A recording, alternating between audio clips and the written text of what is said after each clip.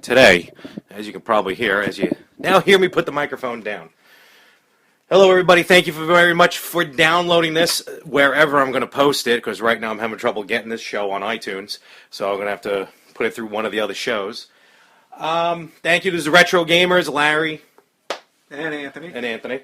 And that right there was our new intro song, Come and Find Me B-Mix by Eric Skiff. You can find him on SoundCloud, and I'll post some information at the body of the make some cool 8-bit music. Yeah, actually really cool 8-bit music. He had a lot of songs there. That's the one that we're going to choose. And okay. So, to pull the curtain back a little bit, this is going to be the third attempt that we try and discuss something like this. Well, we discussed it twice before successfully, but your technical skills with your computer has been somewhat lacking. Computer is perfectly fine. It's the phone that had a problem with that I was recording into. So, we shall see how it works here. Basically, what we talked about before, and we're going to talk about before again, and we're going to do it a third time today, is video game movies based on video game franchises. And they have a very poor history. They have a disastrous history for the most part, yeah. Looking at the list here, very, very disastrous. But we're gonna discuss it. I'm sure we each have our own ideas. As not good or bad as far as quality, just what you like. Because you can even like a bad movie every now and again. Everything is subjective to the viewer. Or the listener in this case. So, but running through the history, them being... that's what I'm looking for. Not nostalgically bad, just historically bad. Do you think it's just because of the quality of movie? You think it's the stories? You just think people aren't interested? If they play the game, why watch a movie about it? No, I think the problem is with video games, because they're so involved and so in depth, there's a larger scope in a video game, where, you have so many things you have to accomplish in a game, so the story is bigger, the world is bigger. And then you got to figure out how to turn that into a 2-hour movie, and to condense it in a way. A lot of screenwriters and directors and Hollywood in general, it's kind of they've been tripping over themselves trying to condense these giant video games into a smaller scale kind of film. Yeah, and the earliest one that I can remember, I think even on this list, is Super Mario Brothers.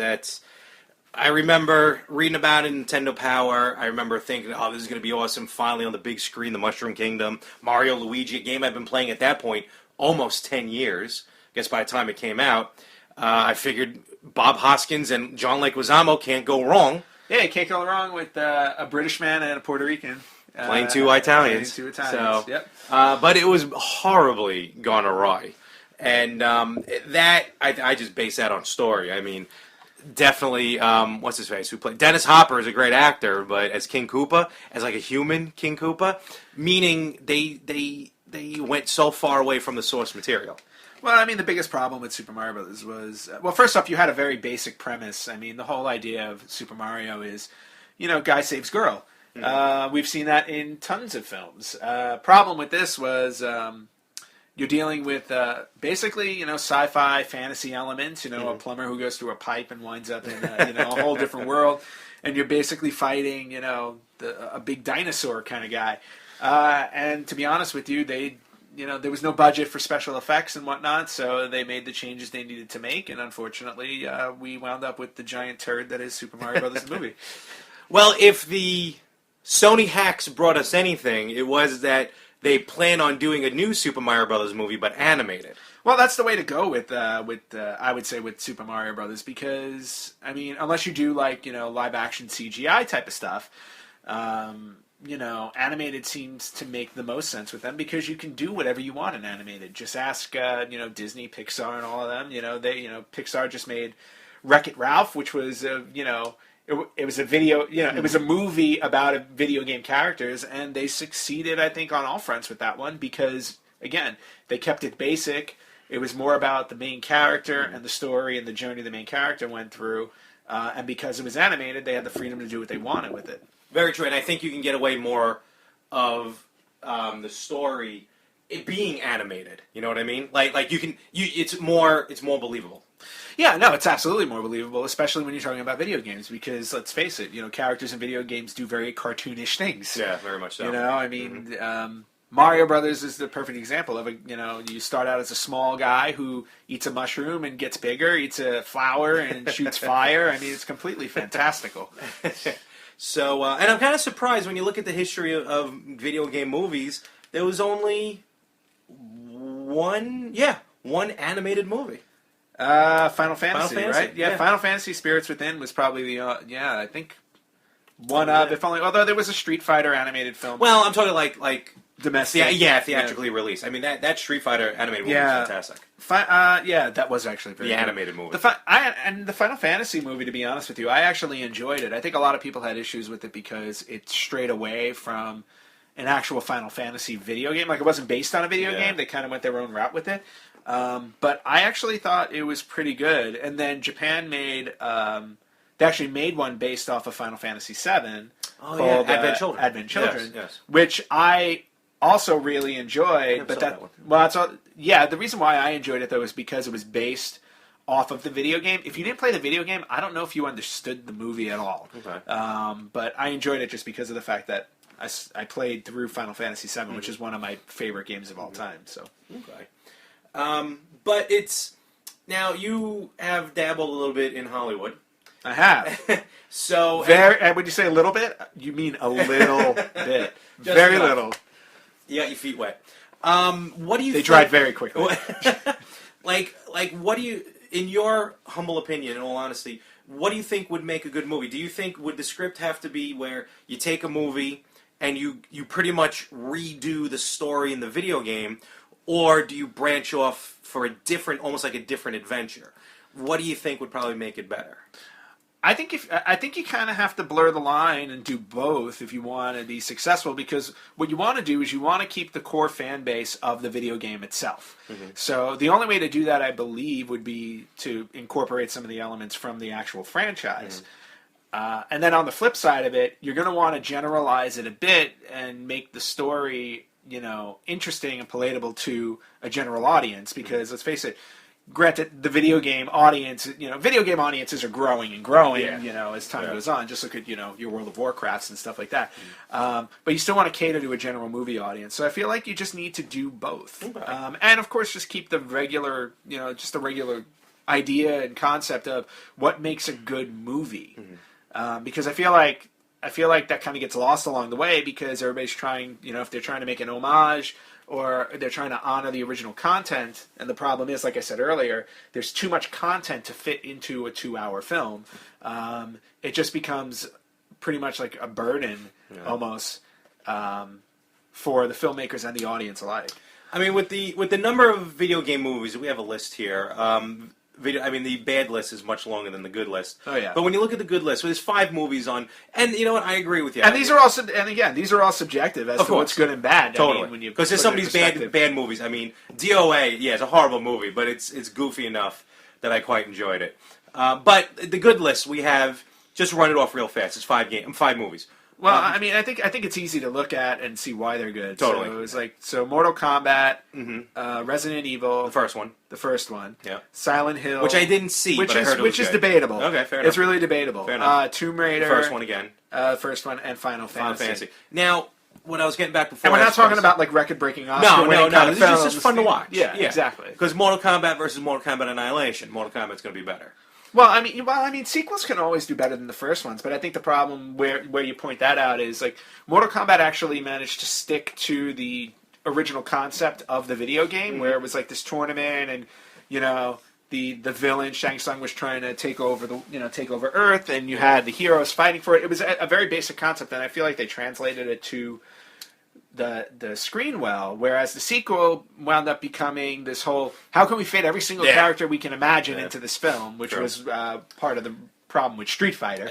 And it just became every 3 minutes. It's like, every 3 minutes. Oh, look, a new character. Oh, look, a new character. Oh, they're dead already. It's it becomes obnoxious at a point. And what I'm getting with that, with these good movies, like Resident Evil, the first Resident Evil was, I wouldn't say a prequel. It's like a side story compared to the first video game. It's not a whole bunch. It's not 5 people walking into a mansion. It's Alice, Mila Jovovich, with this almost side story that you can see parallel almost to the first game. Where the Mortal Kombat movie, the first movie, was a tournament.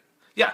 Well, I think the thing with Resident Evil is because and the movie came out, right around the time when zombies were becoming the in thing. So it was it was easy enough to make a successful zombie movie, and there wasn't a whole lot from the video game that they incorporated into it, with the exception of the Umbrella Corporation, which is the villainous corporation that starts the virus. Outside of that, I mean, everything else really was just a movie about this one main character, Alice, trying to survive, and then the people who come along and help her along the way. I mean, overall, I thought, again, it was nothing groundbreaking in it, but it was a serviceable film. Okay. It was a zombie film. It was a horror movie. And then I think, like, with these movies that didn't do so well, and you can call them campy, you can do whatever you want with them. Like Double Dragon, Doom, House of the Dead, definitely. A lot of these, I think sometimes the lead up, because everyone just, the fact that they're making like a Double Dragon movie or a Doom movie, people get excited, so that right off the bat is going to start selling tickets. Yeah. Well, I mean, Double Dragon was one of the earliest ones to come out. I think it was like after Super Mario Bros. Yeah. I think it was shortly after. It was either shortly, it was shortly after. But, again, that was another one where, again, it was a very basic concept like Super Mario. It was, girl gets kidnapped, save the girl. Instead, they went this route where it was just really over-the-top campy, and they felt the need to create, the characters from the video game that were like over the top, and they didn't really need to. It was really more like all it was more like a street gang movie. If they did it in the vein of like the Warriors or something, it could have actually been a decent film. Well, the Warriors was a good game based on a film. That's the other side, yeah. And I know Double Dragon, and a lot of these video game movies sometimes do this. They try and stick in like just like not homages, but like Double Dragon. I always say the most famous line they got, because what's her name? What was the girl? Alyssa Milano. Samantha. Yeah, Alyssa Milano. She's in the movie, so some girl was beating her up, saying, "Oh, now who's the boss?" And then the guy who was the villain was the T-1000. So Robert Patrick. Yeah. Sometimes they'll throw every movie he's in. They always mention something about Terminator, of course. But I think, but that was back then. A lot of these movies were mid '90s, early 2000s. They didn't. This was before the with all like the Avengers and Captain America and Batman. I think the superhero movie, the comic book movies, I think are going to help the video game movies, because the comic book movies show you can have a serious movie based on a comic book or a superhero, and now they can do serious movies based on video games. Because the Warcraft movie's coming out next year, 2016, pretty much next year at this point. That's, I'm sure, going to be a serious movie. And, Uncharted, Metal Gear Solid, these are going to be, they can take a serious approach to that. Yeah. Well, and on top of that, you're also now starting to see that they're going after franchises that are ridiculously successful monetarily in the video game world. So in other words, it's like, like Warcraft, Metal Gear, I think even like, if you look at your Call of Duty's, Medal of Honors and things like that, those are video games that make like $500 million when they come out, like in sales. Yeah. No, just in sales alone. And, you can only count on your hand how many movies really make $500 million, and usually they're always summer blockbusters. Yeah, or directed by James Cameron. But these, so video games like that are already ridiculously successful have the ability to be successful as a film, as long as you have the right people doing it. And again, the other thing to keep in mind now is, like you said, with the comic book movies, it's like you can make a serious film, but on top of that, technology has advanced since, every year technology advances, even from like video game movies from the mid 2000s, there are so many more things that you can do on screen now. I mean, if you look at Warcraft, if Warcraft goes anywhere near the way Lord of the Rings went, you know what I mean? It has the opportunity to be, insanely successful, not to mention the built-in fan base you have with it from online. So the opportunity is definitely there. It's just, it all comes down to the execution. Exactly, and that's pretty much every movie. More or less. And then some of the, it's weird, and they've tried, even not just video games, like board games. I mean, we all remember, Battleship. And, which I still say if it was called any other movie but Battleship, it would be a fun alien invasion movie. So if they called it Ship Battle. That's fine. If it had nothing to do with the board game, I think it would have been a fun alien attack movie, but because it had the battleship moniker to it. That's the other thing too. They got to make sure that they're not just signing away just the names for the sake of a name. I mean, like they were talking about a Tetris movie, they were talking about a Pac-Man movie, they were talking about a Chutes and Ladders movie at some point. Yep. Or Candyland. You know, I know there's more games. Candyland actually, I think, like that was like being planned by Adam Sandler, if I remember correctly. Well, that's leading into Pixels. That's coming out Yeah. this year. That's based. Actually, Pixels is based on a short, a video short, which you can find on YouTube, which is phenomenal. It's actually very fun. They got the rights to a lot of companies on that one.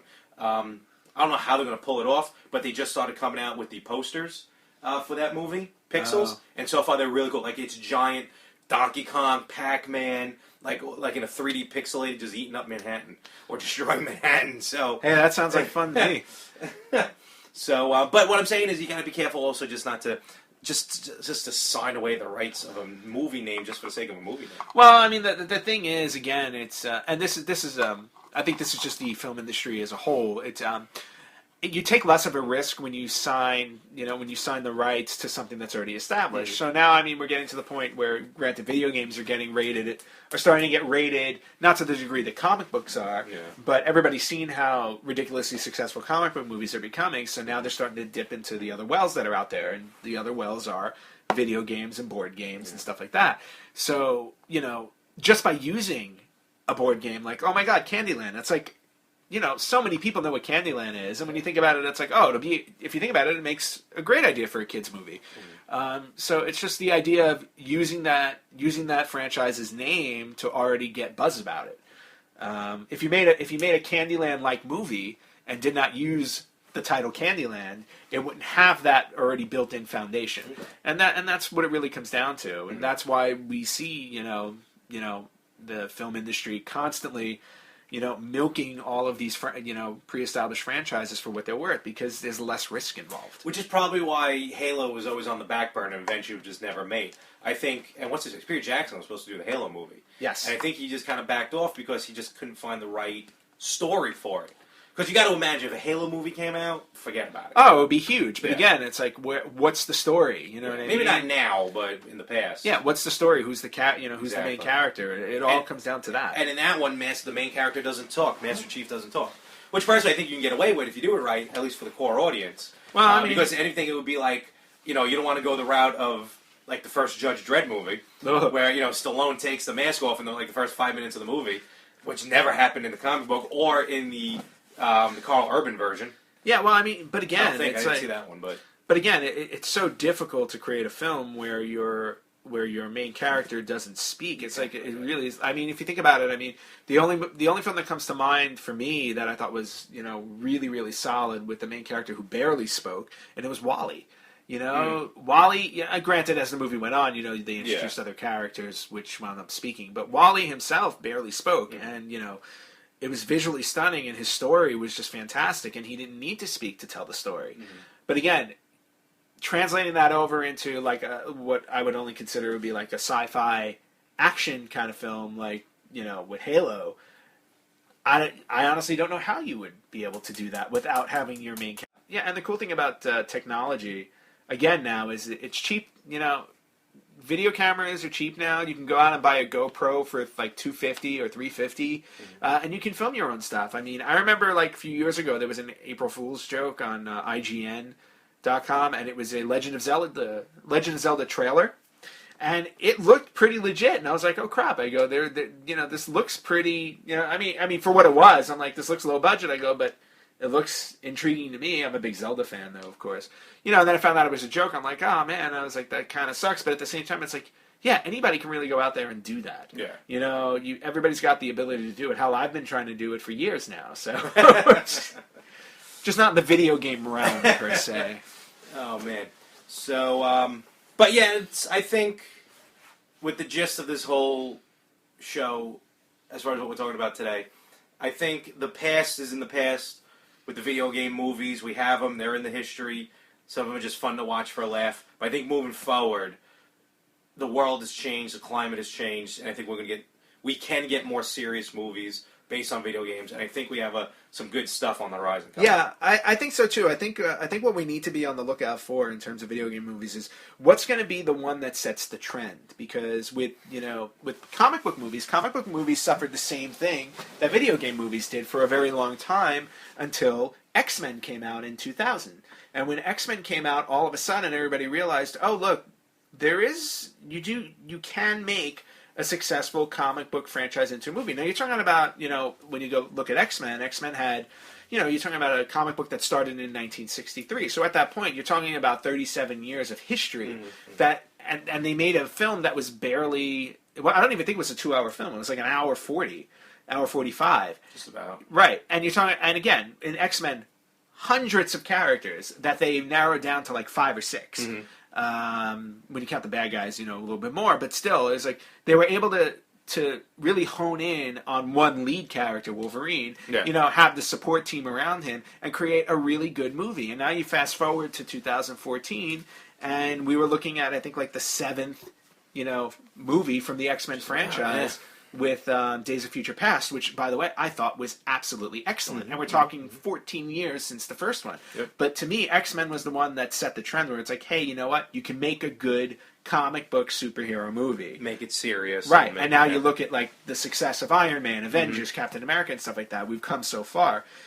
Video games just need that one movie to spark that, to say, holy crap, there can be an amazing, you can make an amazing movie out of a video game franchise. And I think that's probably going to be Warcraft, to be honest with you.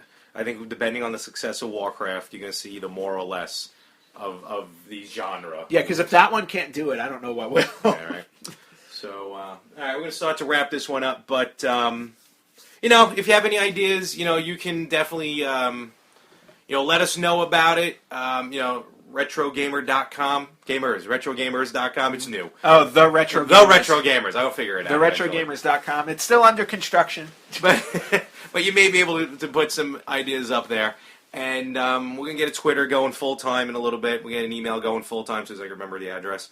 But in the meantime, thank you very much for downloading, listening, and looking forward to the next show. In the meantime, I'm Larry. And I'm Anthony. Enjoy your video gaming, and enjoy all the retro gaming. Good night, everybody.